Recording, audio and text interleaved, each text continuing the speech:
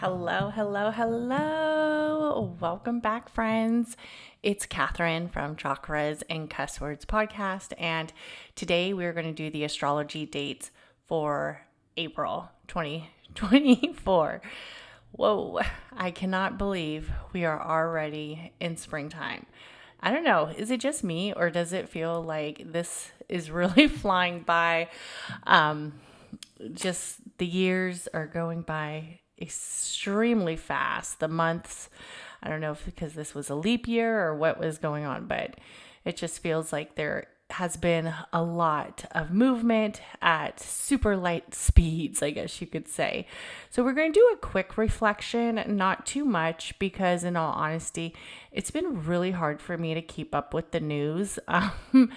And it's just some of the news that comes on and some of the stories that I watch, I just do not even want to talk about because I feel like some of that energy just continues to propel and it's just creating low vibrational frequencies. And in all honesty, some of the stories just literally want to make me vomit. And I've really, in all honesty, have been avoiding a lot of media. Sometimes I'll listen to my celebrity gossip, and that is kind of like the highlight of, I would say, definitely the ending of March. Today is March 24th, and it is 10:22 a.m. in the sunny state of California, even though we do have a little bit of water dripping. It is a little bit of rain, but for the most part, it's just windy. The sun is still out, but it's spring. And what did they say? April showers brings May flowers. So we'll take it here in California. So some of the stories that I did kind of keep up on February 24th was there was the full moon in Virgo, and there was a lot of high energy because there was a activist who basically, I believe he set himself on fire, and he basically said that I will no longer be complicit in genocide. And I would say that, this story is just heartbreaking that people are feeling the need to unalive themselves so they can get their message through. And it's just very, very sad. And Aaron Bushnell lit himself in front of the Israeli embassy in Washington, D.C., in basically protest of Israel's war on Gaza. And it's just sad. It's just very, very sad. On February 24th, there was more talk about stores closing. And then this time on February 27th, we had the Mars and Aquarius squares, Jupiter and Taurus. Macy's is to close. A lot of that energy of just stores closing still. And I believe somebody was saying that the Dollar Tree is going to close. And I was like so heartbroken because I love the Dollar Tree. You go there and you end up spending like $100, but it's fun.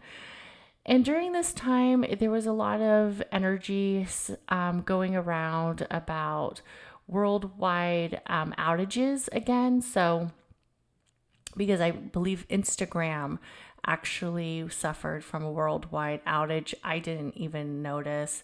I usually just post and then I'm kind of like, that's it. So I like to post. I do listen to certain people, but in all honesty, I really try to reduce my time on the actual app. I do, read the comments that people put and try to like, as many as I can, and give feedback if you have any questions in any of my Instagram post or YouTube post. Just please leave a comment and I will try to answer it as soon as possible. But in all honesty, I try to stay off of it.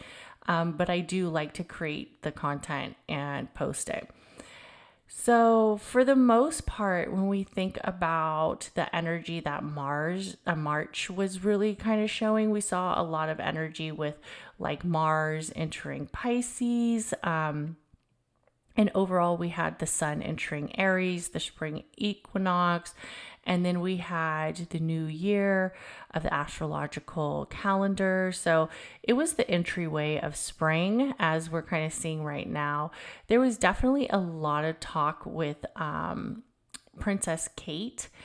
And for those who don't know, she had a abdominal surgery back in January, and it was very high, I guess you could say like high conspiracy type energy, because a lot of people felt like the royal family were hiding things.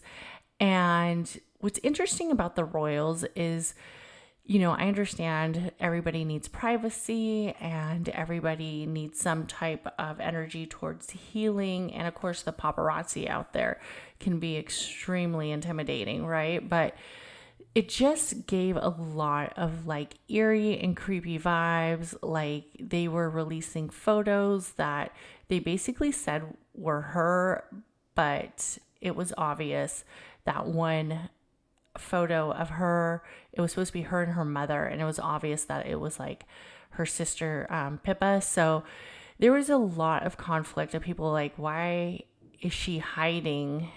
And then it came out that finally she announced that she's suffering from a, she didn't really go into specifics, but it sounds like abdominal cancer or some type of intestinal cancer, or, something with the colon, because she first said she had abdominal surgery and they thought that the cancer was benign, but then they found out that it was actually cancerous. So she's now undergoing chemotherapy. So it makes me understand like why it took her so long to release a statement, because at first they said it was just abdominal surgery and it was planned. So I'm thinking like gallbladder, maybe a hernia, something like that, something, where she could at least let people know like she was okay. But of course the conspiracy theorists were going bananas. And I did post a little video on TikTok, I believe just on TikTok. I'm not sure if I posted it anywhere else.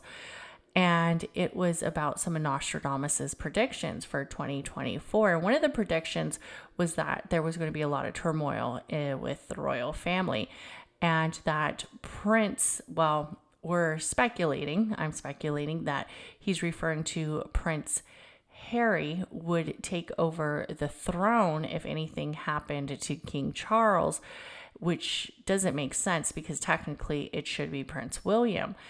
But the way that he worded it, it makes you think that it was the spare hire, which for those who know, Prince Harry had that book, the spare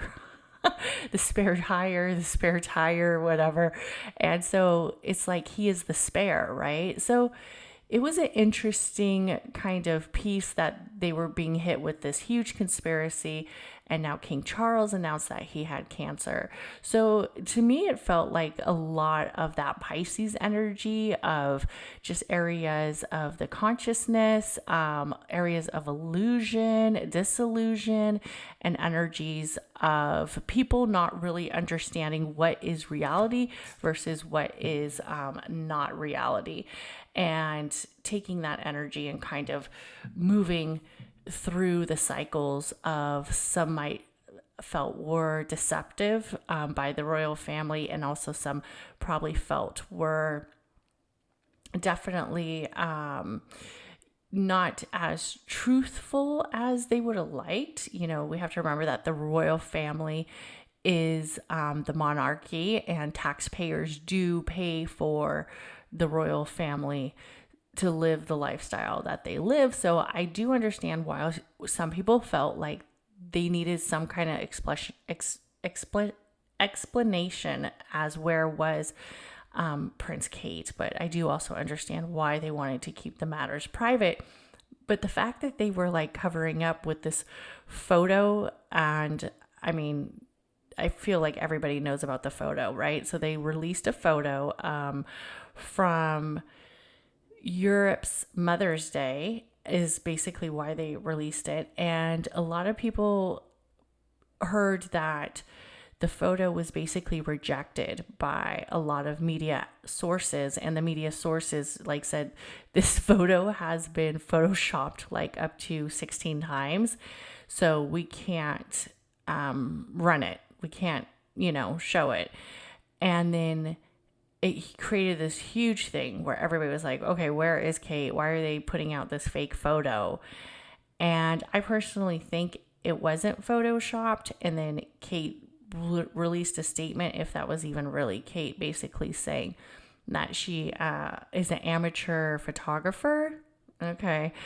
And she apologizes for that. But that's what happened with that whole Photoshop, chop shop, photogate.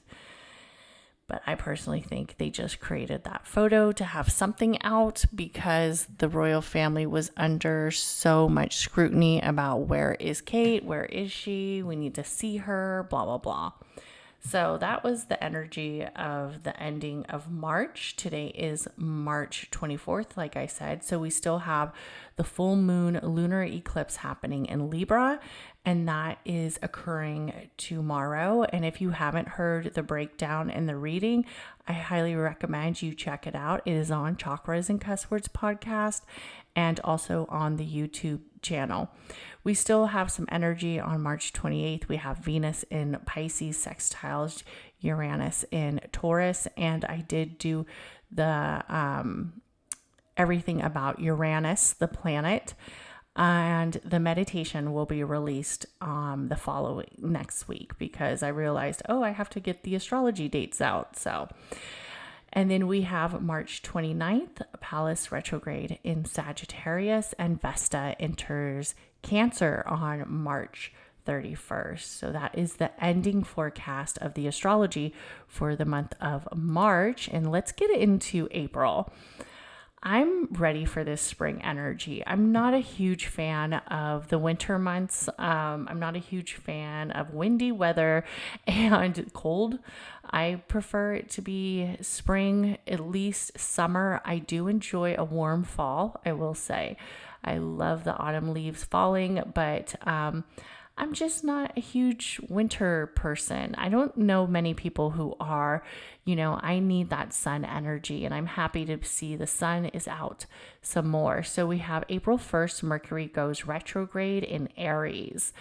And when I think about Mercury going retrograde in Aries, I feel like there's going to be a lot of miscommunication in the area of center of maybe like people who have been thinking about starting projects and then maybe the projects are getting delayed, or there might be some interpersonal self-reflection or some areas of limiting self-beliefs coming back up. And it kind of feels like just the motivation is kind of like doling out, or it's more at a calmer space. Also, what's interesting about Mercury goes retrograde in Aries, when we think about the Aries, to me, it feels a little fiery. So I feel like maybe there might be some energy where people are getting a little argumentative, or the miscommunication is leading to a disconnect with areas in the relationship, but also with areas of self. So that would be a time that you're really going to want to be careful what you say, because I feel like the Aries, even though some Aries are very like shy and quiet, I feel like the Aries can be very like hurtful with their words, and they can be very I guess you could say spicy, right? That spicy element shows with that fire sign. Definitely, I would look at the energy of watching how you speak to people, especially like if you are getting in a heated relationship and maybe there's been some challenges. Also, I would say with a Mercury in Aries, it would also be a time for you to take a calmer stance on your approach to life lessons, your approach to the energy of learning in the identity or the energy of the appearance, right? Kind of taking a softer attitude and reflection on it and trying not to be like super hard on yourself. Also on April 4th, we have Venus enters Aries. Venus enters Aries just sounds very, very romantic. It sounds very bold and confident. It sounds very like somebody who is just like walking around like Lady in Red, right? That red dress scenario. She's got the red heels. She's got the red lipstick. She's got the red fingernail. It's just feeling very seductive, sultry. I feel like Venus enters Aries is going to be a time where we're going to see a lot of new relationships kind of taking way. We're going to see that energy coming and unfolding and creating a strong tie with connections on the personal space for that energy of the 3 weeks. Maybe some spring connections, people getting away for spring break, and they have some good times with some people that, bring them joy on an interpersonal space, but definitely maybe they're not that whole long-term connection. It's just a fun connection, a booty call, as one might say. I feel like that energy is going to really happen when Venus enters Aries. Then on April 6th, we have Venus in Aries sextiles Pluto in Aquarius. So maybe transforming that energy of certain relationships into an energy that feels more collective. Maybe understanding that we are able to manifest a lot of space within ourselves, but also with the energy of who we surround ourselves with. It feels very like good vibes, like just good vibes, a good time to finish any goals maybe you kind of set forward for yourself, and maybe create some more confidence and getting out there and like meeting new people. On April 8th, we have the new moon solar eclipse that is happening in Aries. And as we know, Aries is definitely the center of eclipse season for the most part. What's interesting about this new moon solar eclipse is it kind of like shakes things up. I feel like it is a little bit more set around energies of intense healing and also energies of our healing journey. So there might be more like breakthroughs of areas that you would place yourself and energy that you would see moving forward towards your healing journey and kind of doing the shadow work that comes in it.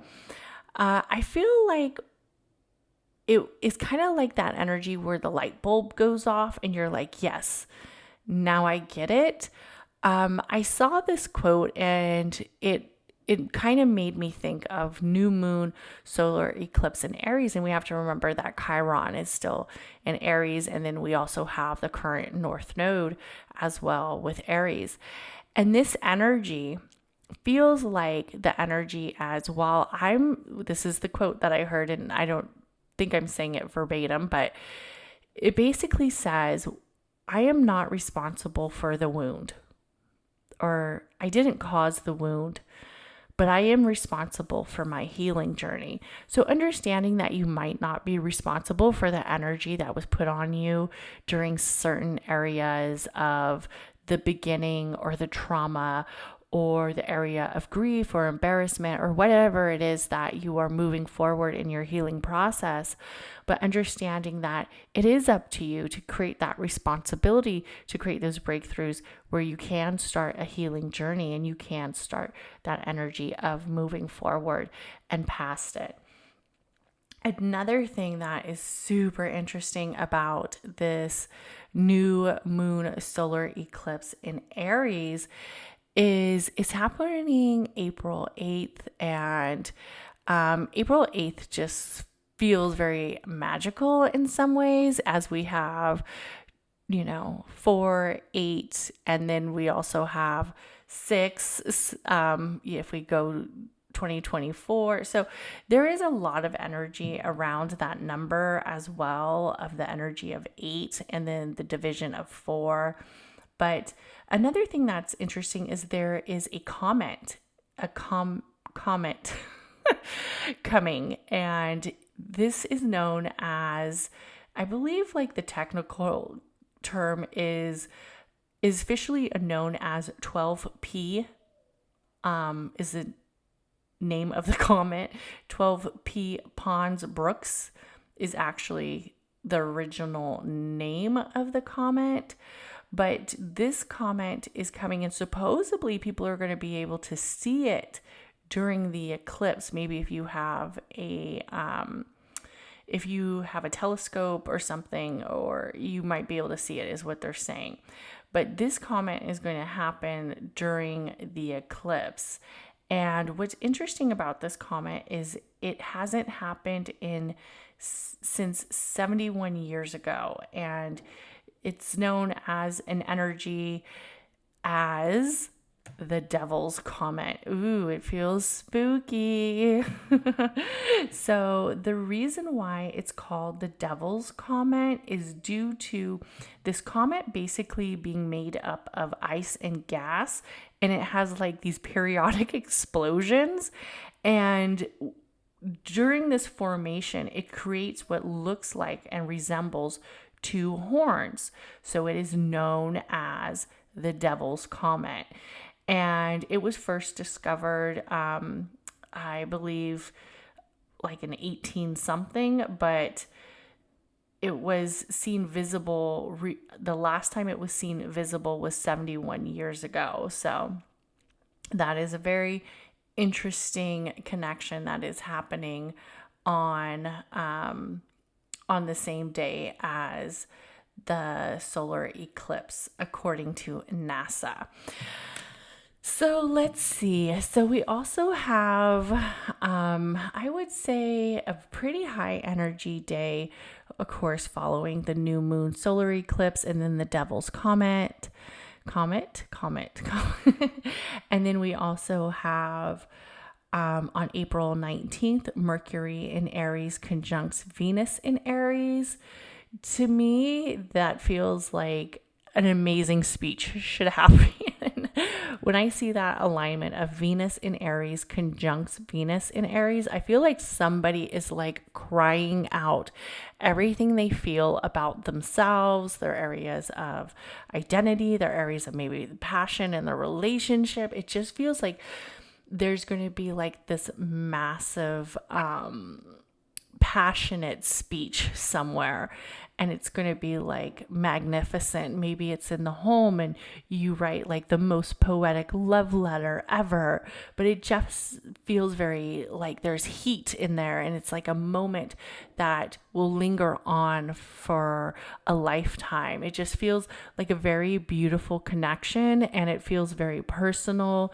It feels very centered around life, centered around the approach of life, and maybe even the approach of how you see yourself, but also it could be centered around relationships too, as we have it with Venus in Aries. We also have the Sun enters Taurus right around that same day, actually the same day. And with, the whole Mercury retrograde, it feels like a little bit of different movement. So we might still be a little bit like lazy and, with the whole retrograde nature, we're at like a calmer approach, especially when it comes towards projects. But maybe with the Sun entering Taurus, we get more centered around that energy of feeling a little bit more determined, feel a little bit more fixed and centered around like the daily routines that the Taurus kind of shows, the healthy habits, the work ethic that the Taurus likes to get into. It might be a good time to kind of like evaluate your money and your goals for the upcoming summer, as we have the Sun entering Taurus. And this is definitely a high energy day because we have Mars in Pisces sextiles Uranus in Taurus. So take this day of April 19th, right before we transition over to April 20th, to really create some areas of intentions, kind of create that area where you definitely want to look at your horoscope that day. As we have Mars and Pisces sextiles Uranus, it would be a good time to maybe do some meditation, get out there, work through certain obstacles, even though we are in a retrograde. But like I said, we can't totally not do anything during a retrograde, right? We have multiple retrogrades through the years, so definitely get out there. Feel that energy of what opens up the conscious. And then on April 21st, we have Sun in Taurus squares Pluto in Aquarius. This to me is always an energy that feels very fixed, feels very controlling. It feels like a lot of people are kind of arguing, or it feels like that grumpy coworker is just getting on your nerves. It's definitely an energy where it feels overwhelming at sometimes. I've been really trying to disconnect, leaving work at work and home life at home life, just because showing up to a job can be taxing on the soul, besides all the other taxes we pay. But the actual energy transfer of being somewhere, having to be somewhere, I think is really the part that kind of drives me crazy.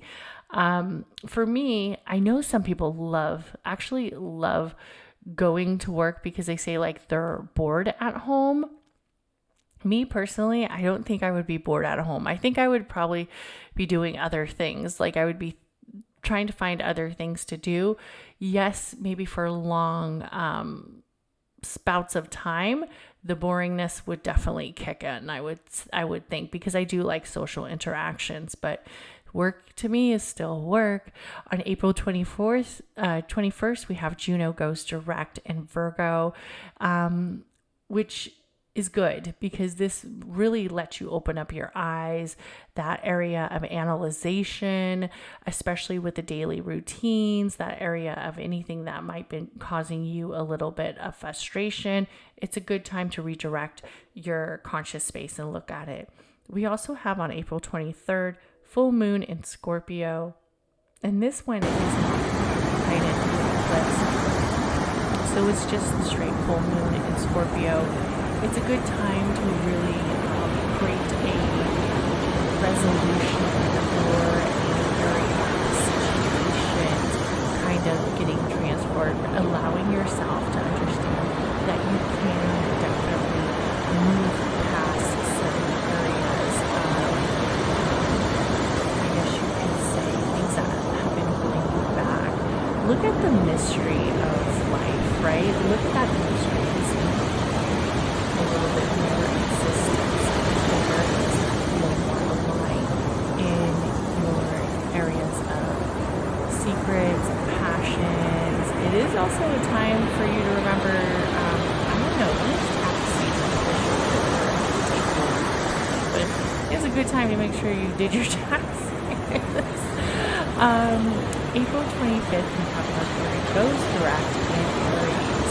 So after Mercury going direct, people will get their spice back. They will definitely get a lot of their determination back, their confidence back. They'll be feeling a little bit more motivated, more energized, especially as Mercury continued to stay within Aries. So it's definitely a time to kind of get that groove back. Still got a groove back, honey, get that spice back. Then we also have on April 29th, Venus enters Taurus. And this feels, I feel like Venus enters Taurus kind of reminds me of that energy of like just a glamorous life, a very beautiful, sensual energy where it's like somebody is feeding me fucking grapes at the water. Like it just feels very tied into areas of money, of luxury, and also creating a space that feels very romantic to you. It feels very luxurious to you, no matter what that means, right? Because what's luxurious to you might not be luxurious to me, and what's luxurious to me might not be luxurious to you. So just finding an energy that feels very divine in that space of Venus enters Taurus. And if you feel like something is holding you back where you're not able to create that space for yourself, look at it as an area of where it's not tied into finances. Look at it as an area as like what makes you feel tied into that romantic space that doesn't cost a lot of money. Because I think a lot of times we feel that the luxuriousness and the fancy things all come from money, and that's not necessarily true at all. It could be from just finding something that feels beautiful to you and endowing it within the home or within your energy. If that's even like picking daisies from your outside garden, or going to a field and picking some flowers and bringing them into the home. Like there's ways to be luxurious on a budget. I would definitely say there are tons of ways to do it. And sometimes I think we forget that, and we always put everything back to the material exchanges of money and the currency of money. But in all honesty, there's a lot of free natural resources that are very luxurious and very beautiful. So on April 30th, we have Mars enters Aries, and this just feels... it feels like a lot of action maybe coming through, definitely some passion, some energy of movement, definitely. It might kind of spark some conversations that feel a little bit very debatable. Like I feel like there's going to be some energy where people are going to be a little bit argumentative with Mars enters Aries, as we have the Mercury still with Aries. So it's going to feel like some areas of confidence and arguments and just, my side versus your side type energy. But it's all really boils down to how do we live within our own energy of like the energy of Mars? Where do we find that assertiveness and create that area of movement for ourselves? So the month of April feels very aligned with movement and goals for the most part, as I would say, as we still have Aries season and as we are moving forward with Taurus. It gives that energy that hard work does pay off, and it doesn't necessarily have to be from material gains. It has to be more centered around the self and the area of identity, the area of who we are, living in our authentic self, who we are in our energy space of values is basically the energy that I'm feeling for the month of April. Let me know in the comments, what is the energy that you are feeling for the month of April, and how do you plan on expressing and moving with that energy? Also, this is a time to remind you guys that if you want to support this podcast, you can always head on over to a Chakras and Cusswords. I think it's Chakras Cusswords.com, and I have like t-shirts, all kinds of fun stuff. And also, please comment, like, and subscribe, and share this podcast with a friend. And everybody have an amazing day, and bye.